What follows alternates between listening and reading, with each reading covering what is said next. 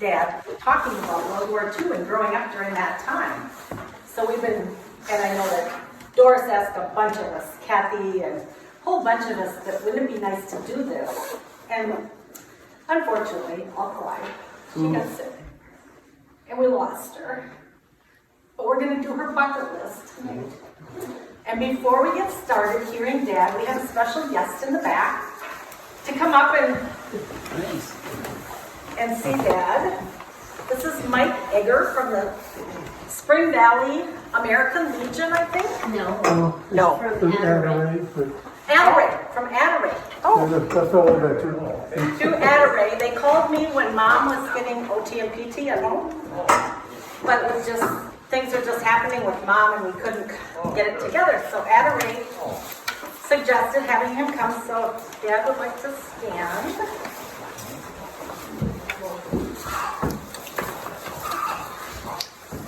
The Veteran Affairs and citizens of the United States of America and Adelaide, and myself as a fellow veteran, it is my honor to present you with this plaque honoring you and your service to the United States of America. It's not everyone that signs a blank check payable to the amount of, including your life, for the liberty, freedom, and future for others. When you entered the service, your future was unknown, but it didn't stop you, and for that we owe you our deepest appreciation and gratitude. Now, your main service was in the Pacific Theater during World War II, and you served in many areas that most people today haven't even heard the name before, but places that were still extremely vital in the defense of the United States and the defeat of Japan.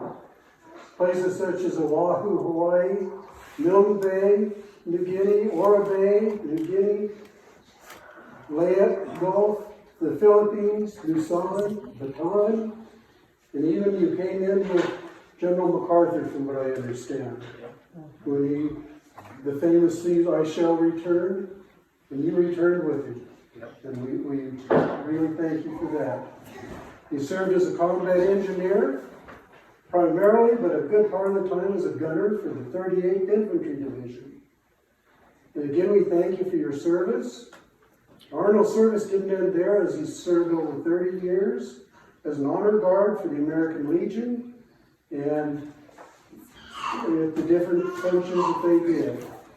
So we would like to present you this plaque, Adelaide Hospice. We appreciate your veterans. Arnold Roen, United States Army. We pay special tribute to you and for your military service to America and for the advancing of the universal hope of freedom and liberty for all.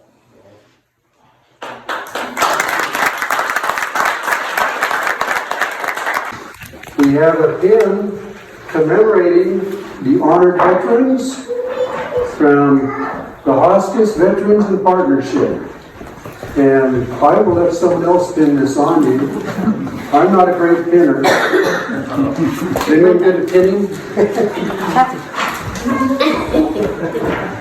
There we go.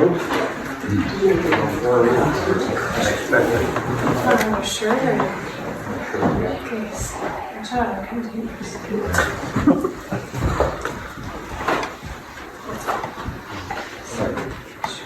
I was surprised today.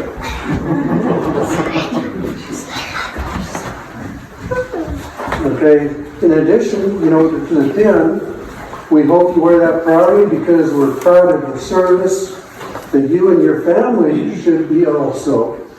You were not married during your service, but have been for over 71 years, and your family is just as much a veteran as you were, beside you and worked with you as you overcame some of the stresses of the terrorism and atrocities that you saw during the war. And I salute you for your service. Thank you. And from our Valley Quilters, we have this quilt for you. It's a lap quilt. And Wow. Pretty.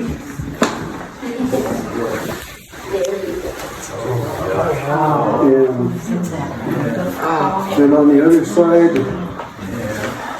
the good Western theme. Oh, nice. Honey, Yes. a little bit closer. Yeah. Yes.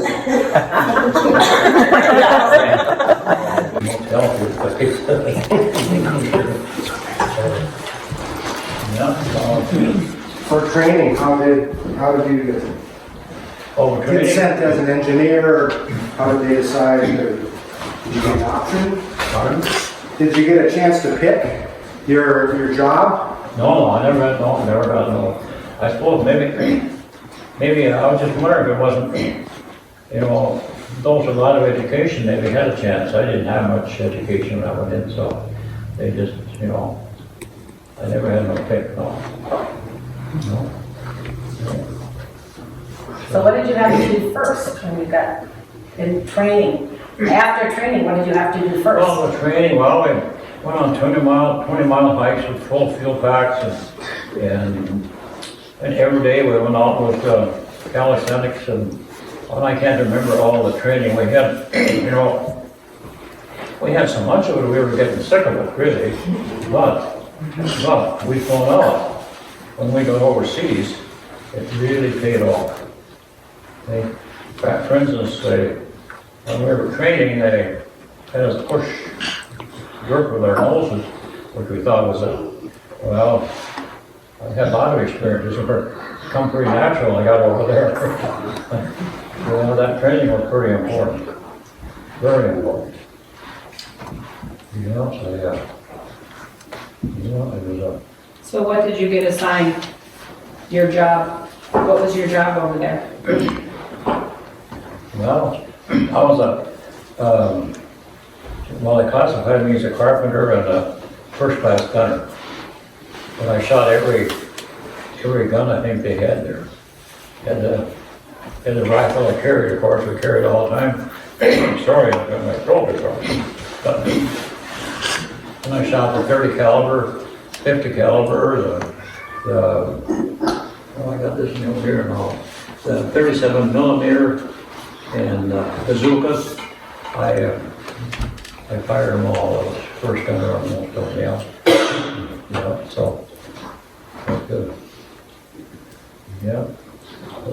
Arnie, at each of these landings, were you, when you, to each of these places, all these islands, and were you going from a ship and you were engaged in combat from that time onto these islands, or were you welcomed quite well on these islands when you got there? Yeah, we were making invasions always, yeah. I understand, but they didn't want you to be there. No. Okay, so I was just curious if you were in combat at each of those times. Yeah, you bet. Yeah, we went in combat, yeah. Okay. Yeah, some of these invasions were pretty mild because Japs maybe seen these big troop ships and they over out in the harbor or way out and they disappeared, you know. But that was quite an experience getting off these big troop ships, going down these rope ladders onto these LSTs.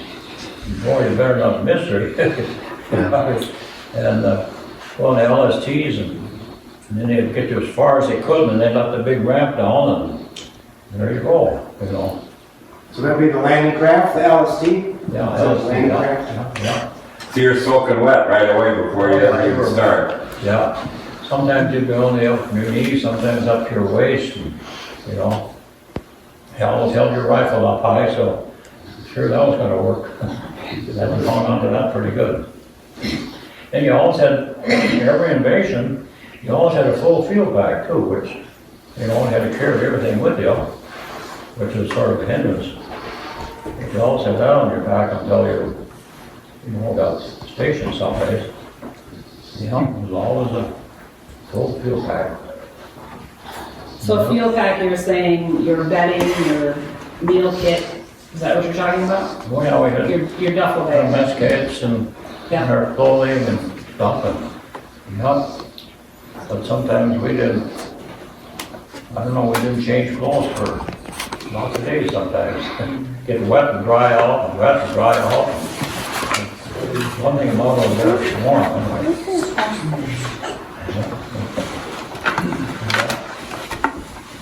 Is that your first chance to taste salt water? Yeah, that was another thing on the ship, yeah. You know, everything was salt water on the ship. Boy, that was a while to have it. Didn't get to pack a lot of food. food. That regular water. Oh, yeah, that's your best get there. Yeah. Arnie, how many meals did they issue you when you were to land? I mean, before you left the ship, in your pack, how many meals did each soldier carry with them on the invasion? How many meals? Yeah. Well, you mean on the ship, you mean? Well, from the ship, when you were leaving the ship to go on the landing, how many meals were in your I pack? would carry these K and C rations with us. Right. That's what I was doing. In fact, I haven't got the whole one, but I got some here with some of the stuff we had. It's sugar and it's, well, there's not much here, but this is what we had, you know, on the sea ration. And And 2 cigarettes per pack, right? that's what we had. That's part of the sea ration, the K ration there. Let's just leave it in the bag, but I'll pass it around. But that's what we had. We had to make sure we, all those across to make sure we had plenty of them. Did other rations come in cans? Did some of them come in cans? Well, there was just sometimes a little can too, yeah. Yeah. So you had a P38? Do you have a P38 to open the cans? What did you open the cans with? Well, no, they were, I don't know how they opened that. I don't remember. Is this what you carried things in? No, that was a Duffel bag. That's not a double double bag, yeah. Remember when food was going on, I remember one time we'd been pinned down for a long time, and we were running short of food, and boy, we were getting pretty tough. All of a sudden, one of our escorts, we seen them coming across the field, and our started, oh boy, I'm gonna run ahead and see what they got here to eat. And it's sort of a joker. Come back, he said, we're gonna have jam sandwiches, he said. Oh boy. Now he said, two slices of bread jammed together. But at least it's pretty good. Where were you when you ran into Arnold Roen? Oh yeah, that's a good question. Yeah, I was over in the Philippines there, and we were in a quieter area, and we were building, little building. And I'll never forget that night. I was up on a roof, and this guy called me by my first name. But everybody in the service called me by their last name all the time. And looking down, there was my first cousin, Arnold Roen. Hadn't seen him for a lot of years.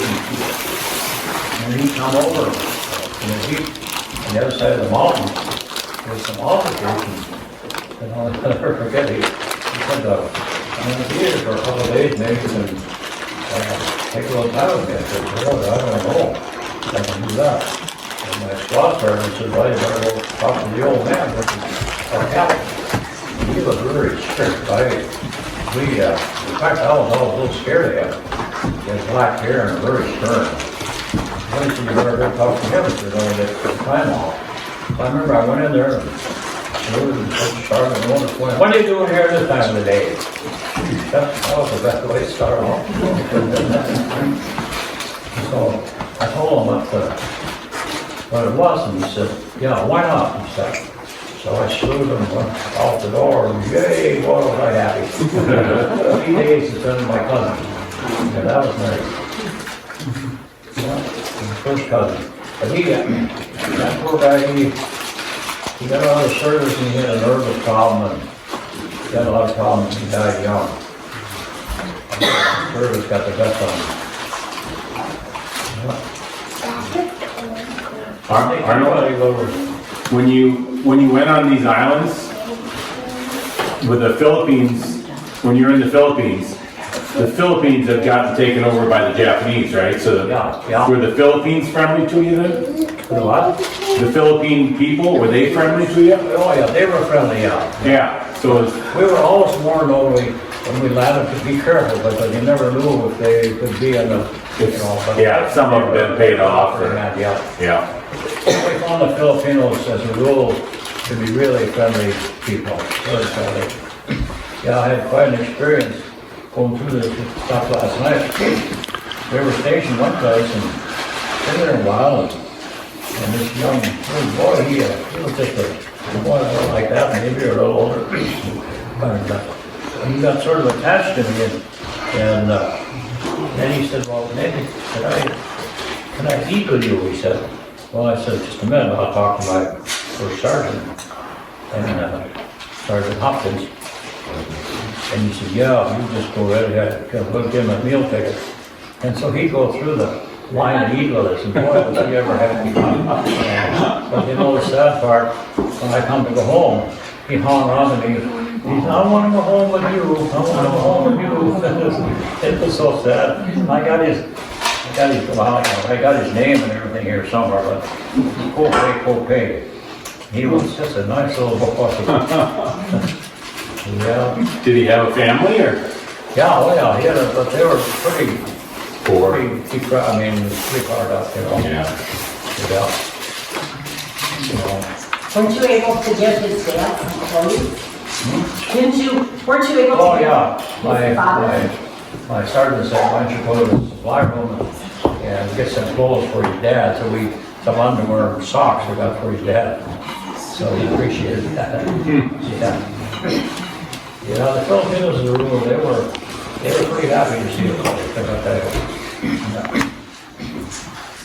Yeah, we remember one encounter when we landed, it was pretty quiet, and we were up in the mountains, and here's some of these families have been living up in there for 50 years, living off of Mother Nature. Well, we talk about malnutrition, you know, they were, and then had little ones, and it was sad, and we had to take them down and give them care, you know. Well, it was tough to say it, but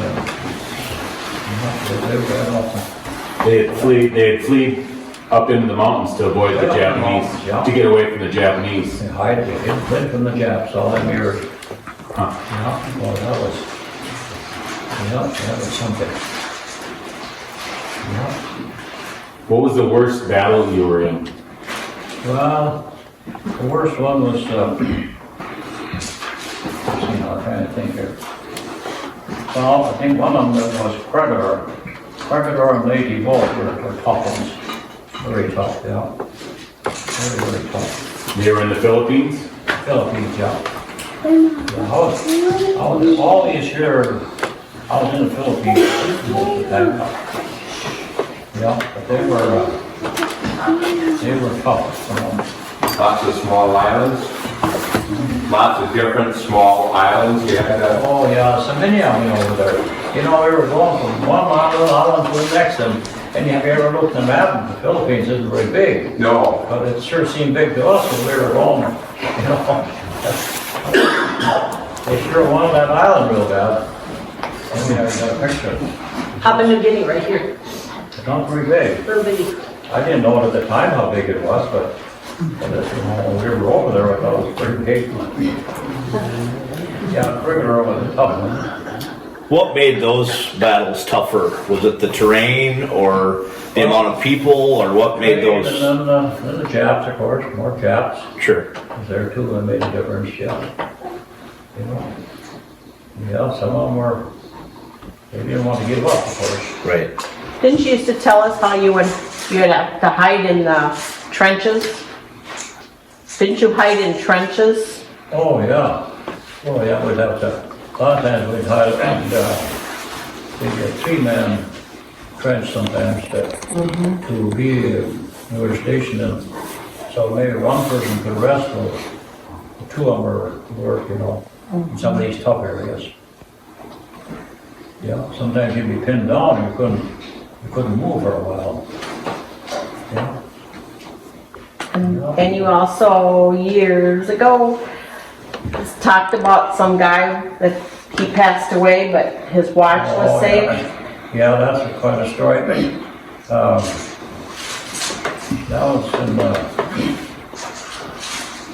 was in Vietnam, I think it was, yeah. We were stationed up in Corridor,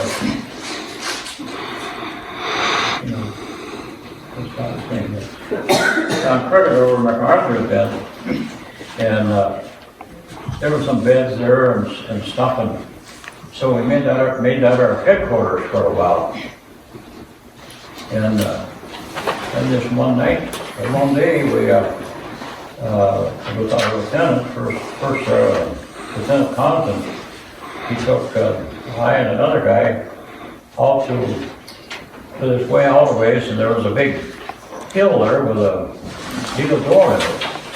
He said, tomorrow morning now, he says, I got a tank that's going to fire into the steel doors, and I'm going to have you guys surround the hill, and because I think he said it's full of Japs, and that is because they live underground. So the next morning, well, anyway, that night before then, we were sitting there and talking about different things, and the Christmas mail was coming. I remember getting a, what do you call it? Fruit cake from home. Oh, fruit cake. Fruit cake from home. Remember that?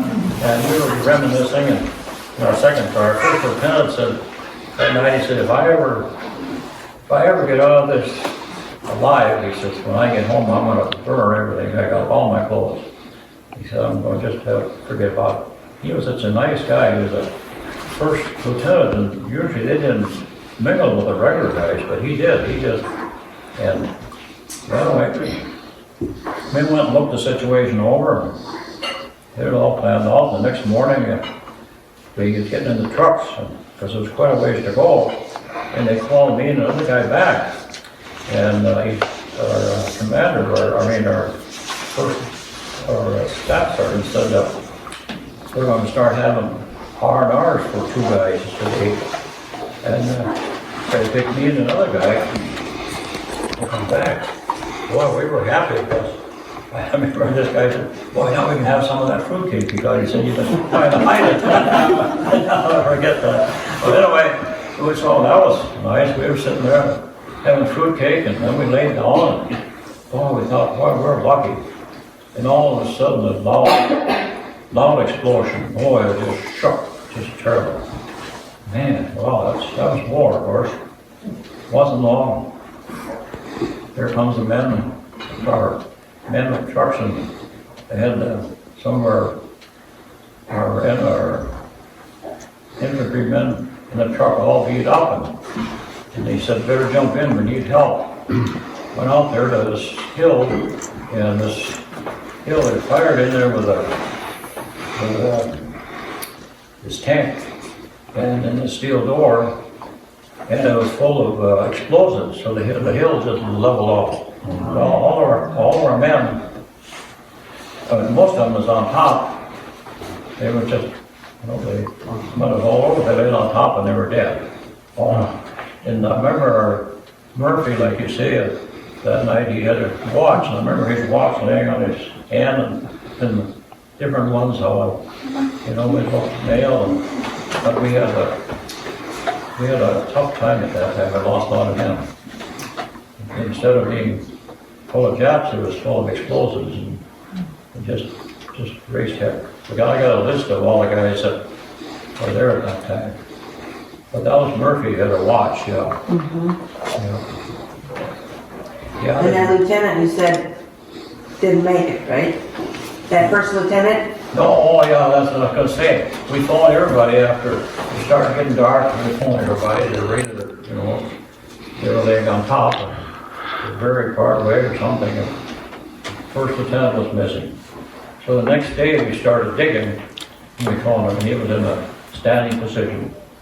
That was sad. He was, first lieutenant, he was such a peach of a guy. So he didn't have to worry about anything, I guess. Yeah, I'll never forget that. Yeah, that was war. I had another quite an experience. I had a guy that, I was going to tell you, I had 9 lives. But, I gotta find this one better.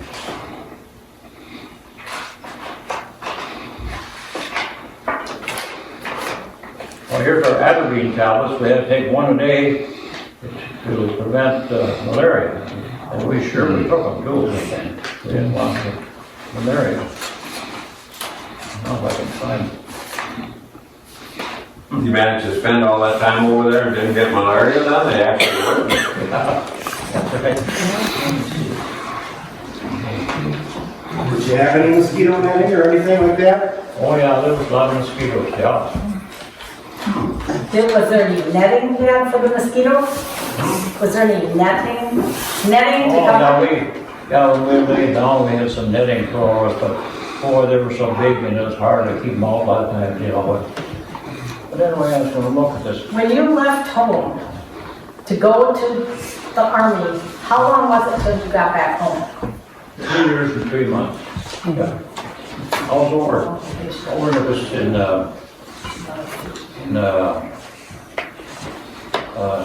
Philippines, it was about 2 years. What years were you there? I was over there in 44 and 45. In the Philippines. In the Philippines, yeah. Oh, yeah. What year did you leave to go to the army and what year did you come back?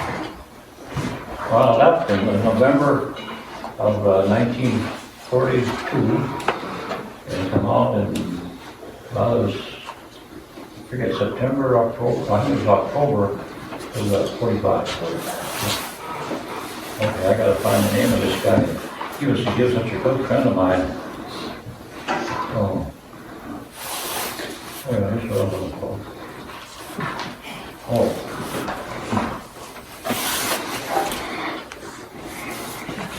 What's the name? Peter how much? Helmich. Was it Peter Helmich? No, he just died natural death. He was a friend of mine.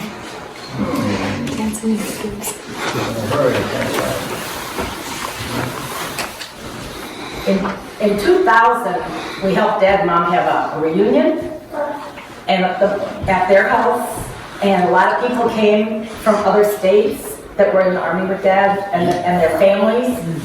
And all this time, Dad told us about his good friend Peter Helmich. Always heard about Peter Helmich. Peter came. He was an awesome man.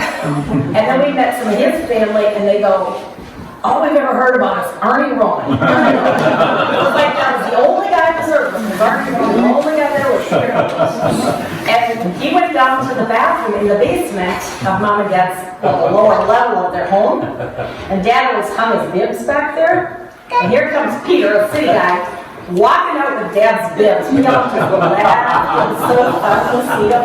Where's that picture of that? Look. We do somewhere, Everybody's gonna be perfect. This here was That was so fascinating. Robert Bridge. We run a two-man mall chainsaw. They just had two-man saws at that time over.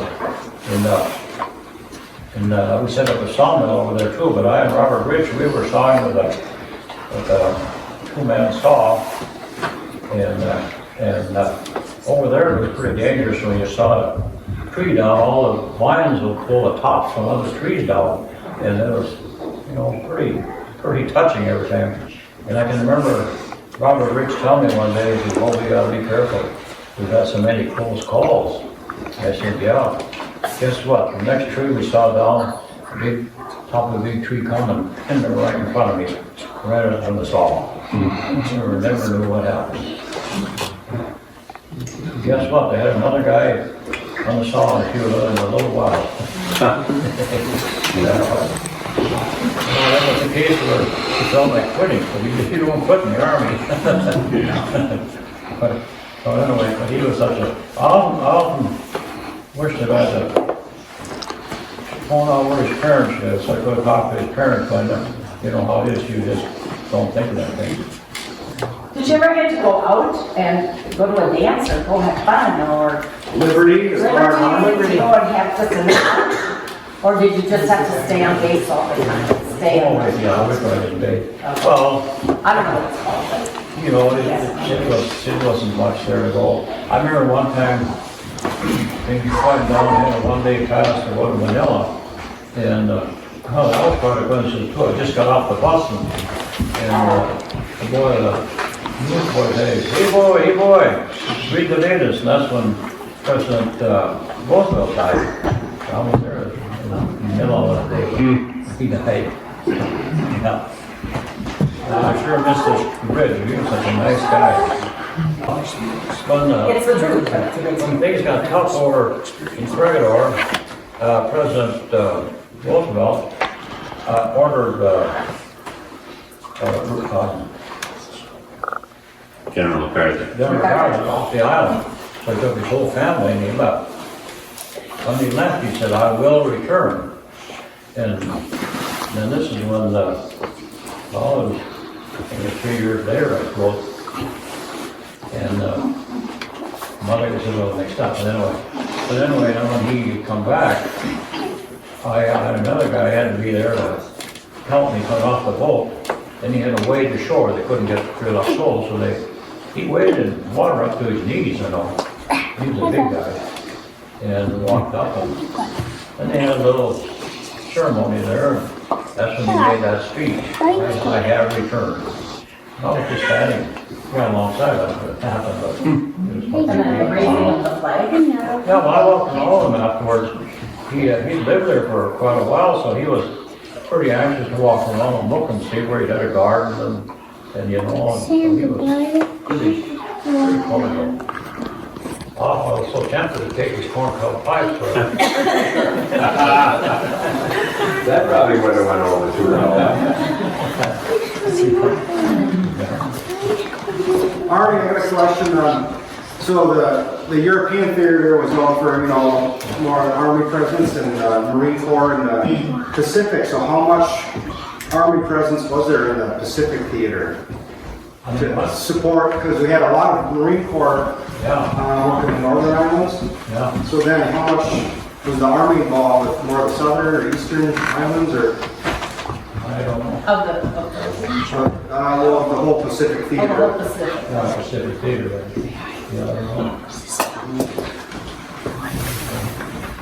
Were there a lot of Army people there? Was a large amount of Army people there? Where you were in the Pacific? Oh, yeah. Lots of Army people? Oh, yeah. Somebody up in stripes had to behave yourself.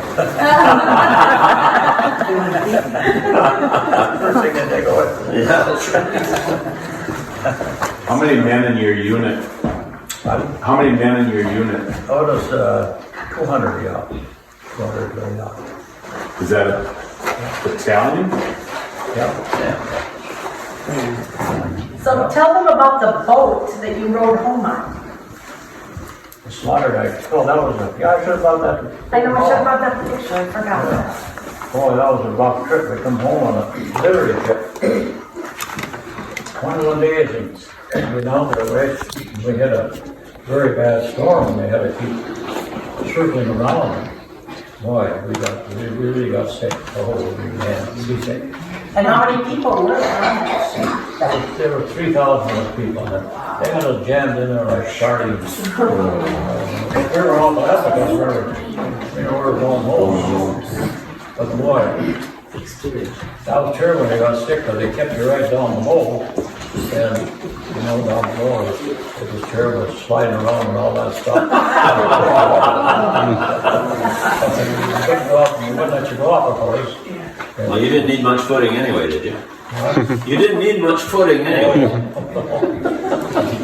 Yeah, then you go, you had these one bug or other, maybe the other guy got sick and whoop, and go in. You know, it was tough. But we were going home, so we were happy. Were you able to get mail? Did you get letters? Were you able to get mail? Oh, yeah, we did mail, yeah. Yeah, that's one thing we really look forward to. How long did it take from the time someone mailed it to you until you got it? Well, it's very diverse. I mean, at one time, mail didn't catch up with us for until about 2 months. But we were on the board, about 2 months.